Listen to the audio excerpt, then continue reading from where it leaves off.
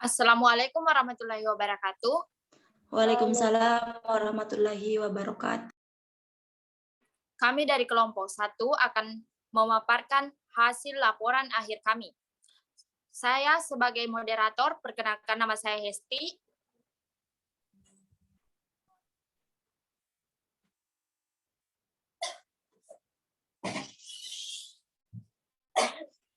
Nama saya Kurniawati.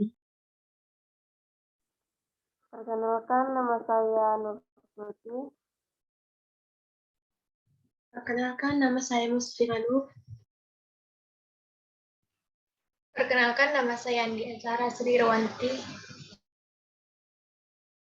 Perkenalkan, nama saya Mila Karmila.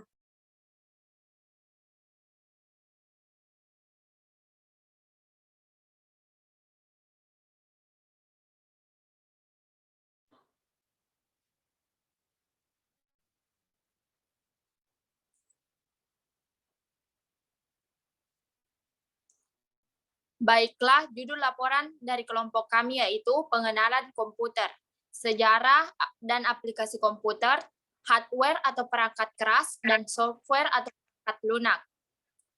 Untuk materinya akan dilanjutkan oleh Nur Suci sebagai pemateri pertama.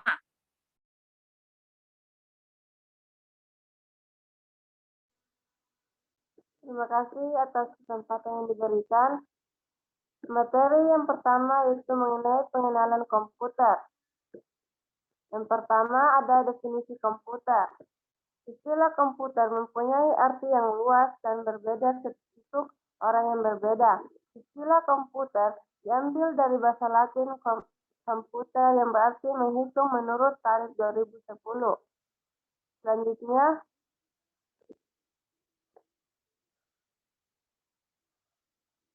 Selanjutnya, fungsi komputer yang pertama data input. Berfungsi untuk mendapat data atau berita berdasarkan asal luar.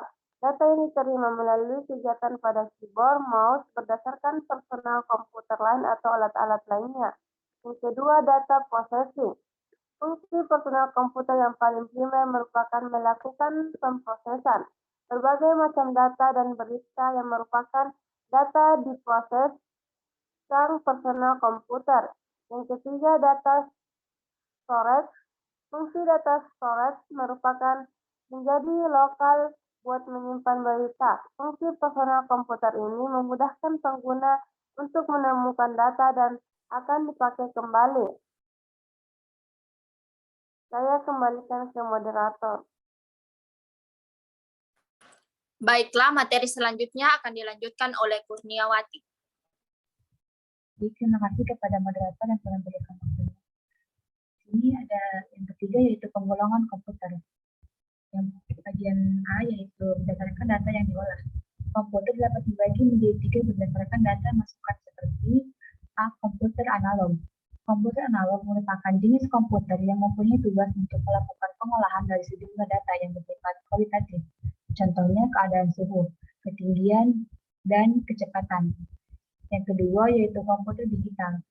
Komputer digital merupakan jenis komputer yang memiliki fungsi untuk melakukan pengolahan data yang bersifat kuantitatif dan dapat digunakan untuk data digital komputer, seperti simbol. Contohnya simbol alfabet dan simbol numerik. Yang ketiga yaitu komputer hibrid. Merupakan jenis komputer yang memiliki fungsi dalam pengolahan suatu data yang bersifat kuantitatif maupun kualitatif. Misalnya, dalam dunia kedokteran digunakan dalam proses pemeriksaan serta menganalisa dari keadaan tubuh yang berasal dari seorang pasien. Yang bagian B yaitu berdasarkan ukuran. Komputer dapat dikelompokkan menjadi 4 bagian berdasarkan ukuran dan kapasitasnya. Yang pertama yaitu komputer mikro.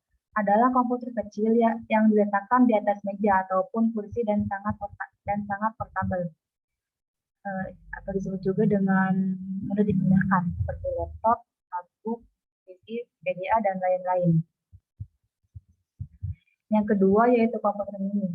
Komputer mini memiliki kapasitas yang lebih besar daripada personal komputer umumnya. Komputer mini dapat beroperasi untuk melayani lebih dari satu pemakaian, misalnya INDS 400. Yang ketiga yaitu komputer mainframe. Jenis ini memiliki prosesor lebih dari satu. Hal inilah yang membedakan dengan komputer ini. Yang keempat yaitu superkomputer. Superkomputer adalah bagian dari komputer yang memiliki kecepatan pemrosesan serta kapasitas penyimpanan data yang sangat tinggi apabila dibandingkan dengan komputer mainframe.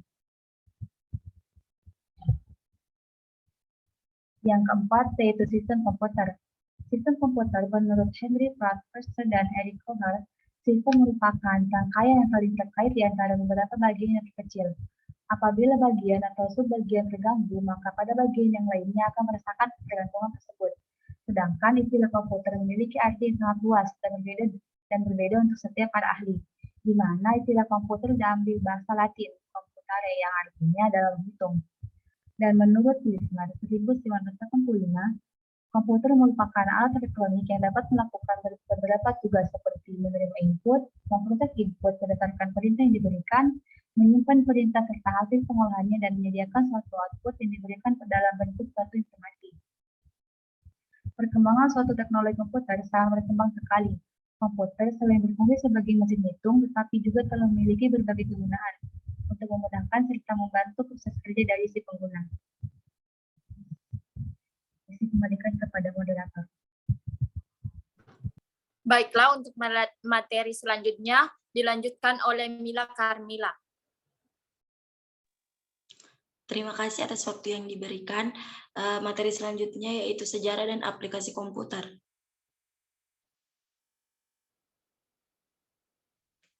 Yang pertama, sejarah komputer. Sejak pertama kali komputer diciptakan sampai dengan sekarang, sejak perkembangan komputer telah mengalami 5 generasi dalam pertumbuhannya. Yang pertama, komputer generasi pertama pada tahun 1946 sampai dengan 1959. Adapun ciri-ciri komputer generasi pertama, yang pertama program bahasa mesin, yang kedua konsep program memori, yang ketiga bagian yang digunakan ada tabung vakum, yang keempat ukuran fisik besar sehingga daya besar diperlukan, yang kelima dapat disimpan pada pita magnetik dan disk magnetik.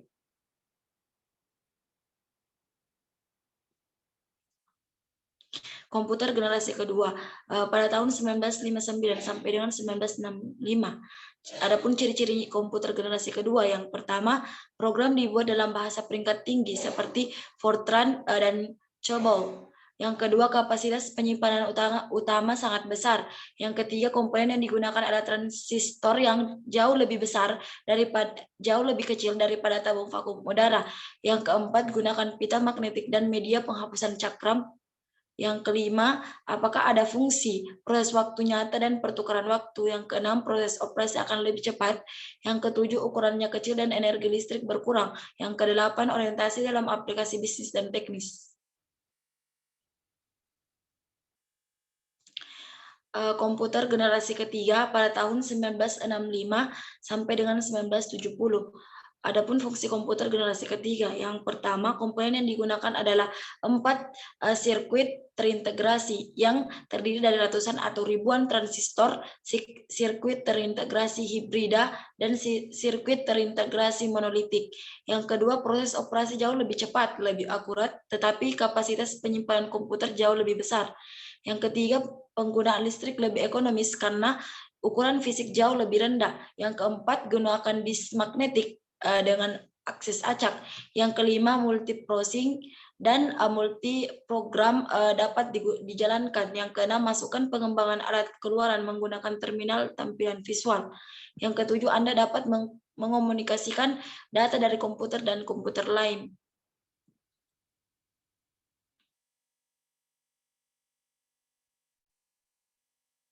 Komputer generasi keempat pada tahun 1970. Di dunia komputer mengalami 2 perkembangan penting. Yang pertama, penggunaan integrasi LSI atau integrasi besar seperti integrasi bipolar. Yang kedua, chips spesifik untuk memori komputer menggunakan mikroprosesor dan semikonduktor. Yang komputer generasi kelima. Generasi kelima sedang dalam pengembangan. Komponen yang digunakan adalah VLSI atau Very Large Scale Integration.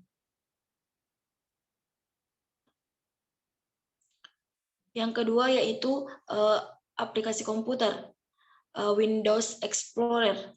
merupakan software yang ada dan wajib ada di semua komputer karena berfungsi sangat penting. Microsoft Word sendiri itu memiliki fitur pengolahan kata seperti mengetik, membaca dokumen, dan mengedit dokumen. Microsoft Excel memiliki fungsi untuk mengolah angka dan menghitung, membuat data berupa nilai numerik. Microsoft PowerPoint memiliki kemampuan untuk menampilkan data dalam bentuk slideshow atau presentasi.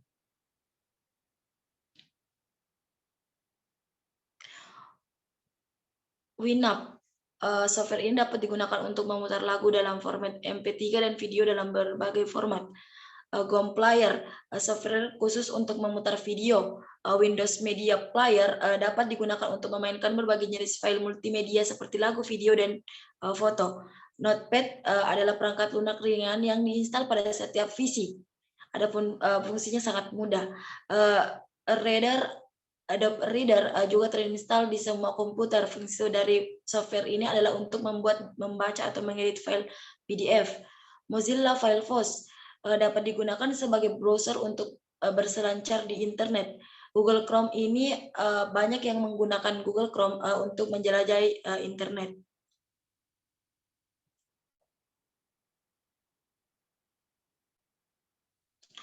Windows Internet Explorer adalah dasar yang diinstal pada komputer Anda. Adobe Photoshop adalah perangkat lunak pengedit foto yang umum digunakan untuk mengedit atau memproses gambar. Corel Draw bisa digunakan untuk pengolahan gambar. Photoshop adalah perangkat lunak pengedit gambar. Konsep dasar dari Photoshop adalah simple and fun, yang memberikan kemudahan untuk mengedit foto. CapPaint adalah perangkat lunak pengedit foto paling dasar yang terinstall di komputer Anda. Software games adalah aplikasi yang digunakan untuk bermain game. Avast untuk mencegah virus, penginfeksi, dan perusak komputer. Avast Wadaf membantu mencegah virus masuk ke komputer dari berbagai sumber. Internet Download Manager adalah software untuk mengoptimalkan dan mempercepat proses download. Adobe Flash Player ini dapat digunakan untuk mengoptimalkan pemutaran video dalam format tertentu yang biasa ditemukan di internet.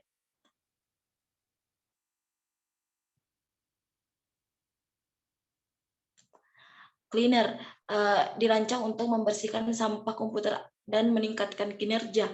WinRAR adalah software yang harus diinstal di semua komputer ini karena banyak orang dapat mengompres file dan mengirimkan melalui email atau mengurangi ukurannya.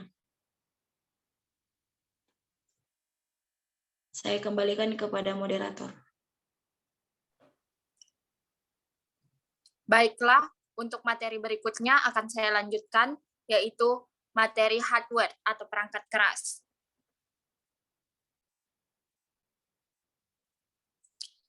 Perangkat hardware dan menurut para ahli. Pengertian dari hardware atau dalam bahasa Indonesia disebut juga dengan nama perangkat keras adalah salah satu komponen dari sebuah komputer yang sifat alatnya bisa dilihat, diraba secara langsung atau yang berbentuk nyata, yang berfungsi untuk mendukung proses komputerisasi. Menurut Rizky Danta, 2009, hardware adalah perangkat komputer yang terdiri atas susunan komponen-komponen elektronik berbentuk fisik berupa benda.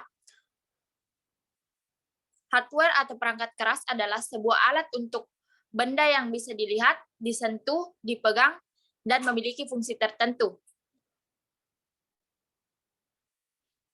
Yang kedua yaitu komponen-komponen hardware. Alat input atau input device. Yang pertama yaitu keyboard. Keyboard merupakan input untuk memasukkan huruf, angka, karakter khusus, dan distribusi media bagi pengguna untuk melakukan perintah lain yang diperlukan seperti menyimpan file dan menyusun file. Kedua yaitu mouse. Mouse adalah perangkat keras input untuk menggerakkan pointer atau kursor. Yang ketiga yaitu touchpad. Perangkat ini biasanya dideteksi dengan sentuhan jari pada laptop atau netbook. Yang keempat yaitu joystick dan game pedal. Alat ini biasanya digunakan dalam permainan.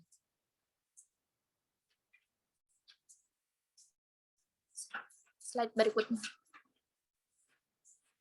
Proses perangkat atau perangkat pemroses. Yang pertama yaitu sebuah perencanaan pasukan for. Catu daya berfungsi sebagai sumber daya untuk rangkaian komputer. Kedua yaitu prosesor atau CPU. Perangkat ini berbentuk chip, adalah sebuah potongan silikon berbentuk persegi panjang kecil yang berisi ratusan ribu hingga jutaan transistor dan komponen listrik lainnya. Yang ketiga yaitu motherboard. Motherboard kadang-kadang disebut sebagai board system motherboard dan memiliki satu komponen tetap dan slot atau soket untuk memasang komponen yang dapat dilepas seperti kartu suara dan lain-lain. Perangkat keluaran, monitor. Portable monitor disertakan dalam soft copy. Printer. Printer adalah perangkat keras yang digunakan untuk mencetak di atas kertas berdasarkan teknologi percetakan. Keunggulan dari printer ini adalah Anda dapat mencetak pada kertas duplikat yang tidak dapat dicetak oleh printer lain. Loudspeaker. Loudspeaker adalah transducer yang mengubah sinyal listrik menjadi frekuensi yang dapat didengar dengan cara menggetarkan komponen berbentuk diafragma.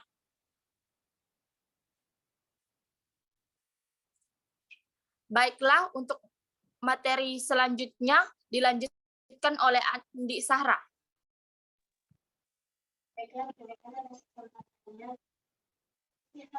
Pertama, sebagai pengalihan data perangkat keras terkenal menggunakan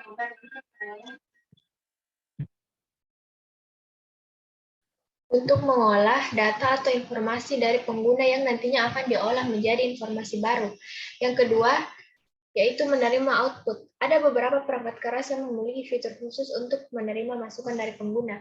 Yang ketiga, memberi output.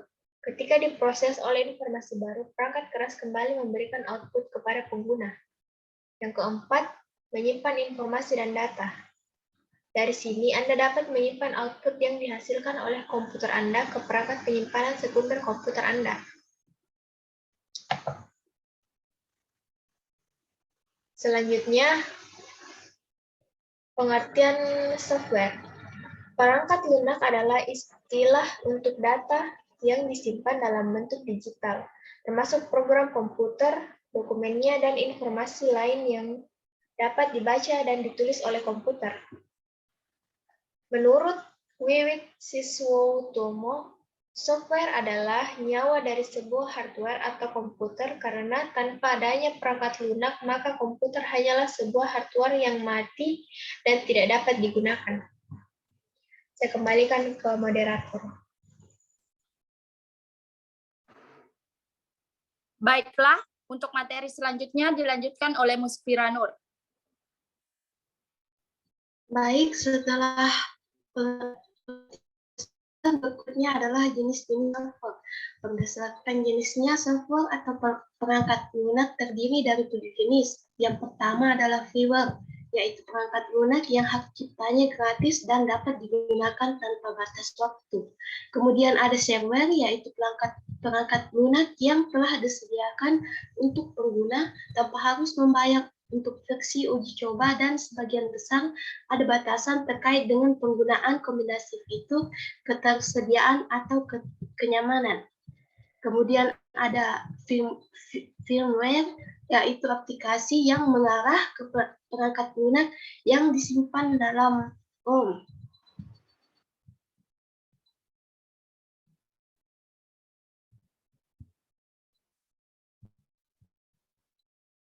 Kemudian ada juga free software, yaitu perangkat lunak yang dapat digunakan oleh siapa saja secara bebas dan dapat dimodifikasi serta disalin apa adanya. Ada juga open source software, yaitu jenis perangkat lunak di mana kode sumbernya terbuka untuk dipelajari, dikembangkan, dimodifikasi, ditingkatkan, dan didistribusikan. Kemudian ada malware, yaitu software yang dirancang untuk merusak sistem komputer. Istilah virus komputer digunakan sebagai kata kunci atau catchphrase untuk mencakup semua jenis malware termasuk virus murni.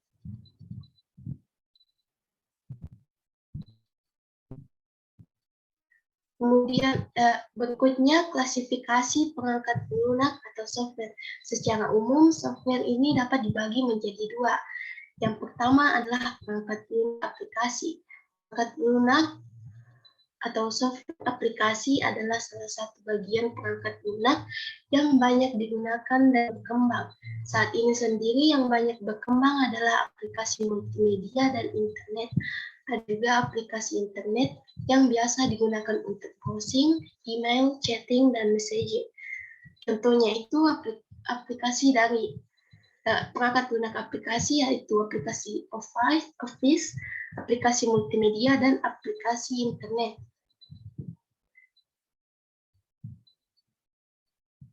Kemudian ada perangkat lunak sistem.